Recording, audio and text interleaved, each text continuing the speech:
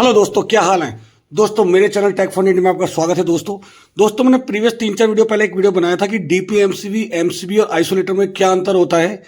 तो उसके ऊपर मेरे एक सब्सक्राइबर ने क्वेश्चन किया कि अगर जब सब कुछ सेम है, रेट सेम है और डीपीएमसीबी आइसोलेटर एक ही तरह का काम करते हैं, तो हम आइसोलेटर की जगह पे डीपीएमसीबी क्यों नहीं लगाते, जबकि उसमें ओवरलोड प्रोटेक्शन भी है और शॉर्ट सर्किट प्रोटेक्शन भी है। तो दोस्तों इसी टॉपिक के ऊपर आज हम वीडियो बना रहे हैं कि आइसोलेटर हम क्यों लगाते हैं, डीपीएमसीबी हम क्यों नहीं लगाते।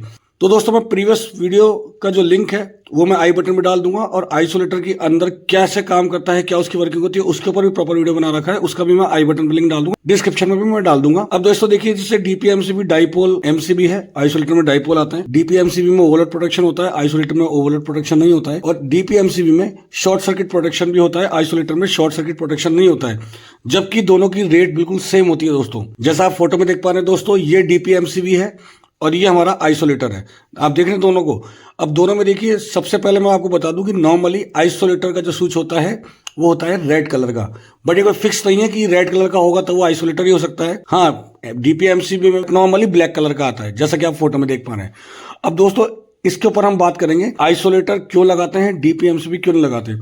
तो दोस्तों देखिए, बहुत सिंपल सा मैं आपको लॉजिक दूंगा। जैसे मान लीजिए हमने आइसोलेटर या डीपीएमसीबी दोनों का मैं कंपैरिजन दिखाता हूँ। दोनों हम मानते हैं कि 40-40 एम्पियर की है, दोनों 40 एम्पियर के हमारे, ठीक है ना। नॉर्मली डोमेस्टिक घरों के अंदर इतना ही लोड होता है, तो डीपीएमसीबी 40 एम्पियर का, आइसोलेटर भी 40 एम्पियर का है। अब डीपीएमसीबी से यहाँ पे बाकी एमसीबी बॉक्स में आता है, यहाँ पे एक एमसीबी लगी रहती है सिंगल पोल वाली। जो हमारा न्यूट्रल होता है वो तो डायरेक्ट भेज दिया जाता है, जो फेज होता है वो हमारे एमसीबी के थ्रू जाता है, ठीक है। मान लीजिए ये सभी 16-16 एम्पियर की हमारी यहाँ पे एमसीबी लगी हुई है सिंगल पोल वाली, ठीक है। अब दोस्तों इसमें होगा क्या, देखिए कि जब इसके अंदर मान लीजिए किसी भी रूम के अंदर, मान लीजिए ये बेडरूम 1 है, इसमें शॉर्ट सर्किट हो गया तो क्या होगा उस सिचुएशन के अंदर, ये जो हमारी एमसीबी है ये ट्रिप हो जाएगी, और साथ में ये वाली जो एमसीबी है ये भी ट्रिप हो जाएगी दोस्तों। तो इसके ट्रिप होने से क्या होगा कि घर की सारी लाइट्स हमारी बंद हो जाएगी। आप समझ रहे हैं, मतलब डीपीएमसीबी लगाने के बाद क्या होगा कि अगर किसी भी एक पॉइंट पे दिक्कत हुई तो पूरे के पूरे घर की लाइट हमारी चली जाएगी, अंधेरा हो जाएगा। हमें एमसीबी बॉक्स तक जाने के लिए भी हमें लाइट की जरूरत पड़ेगी, टॉर्च की जरूरत पड़ेगी।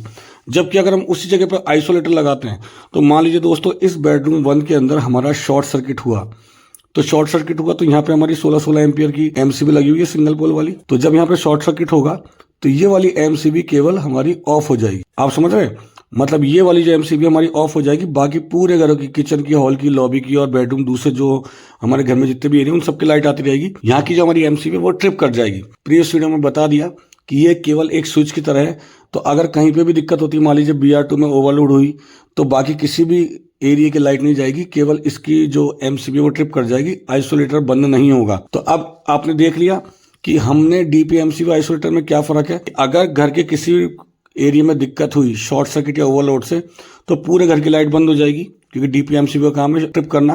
बट आइसोलेटर अगर लगा रहता है तो नॉर्मली उस पर्टिकुलर एरिया का एमसीबी ऑफ होता है, पूरे घर की लाइट आ रही होती है।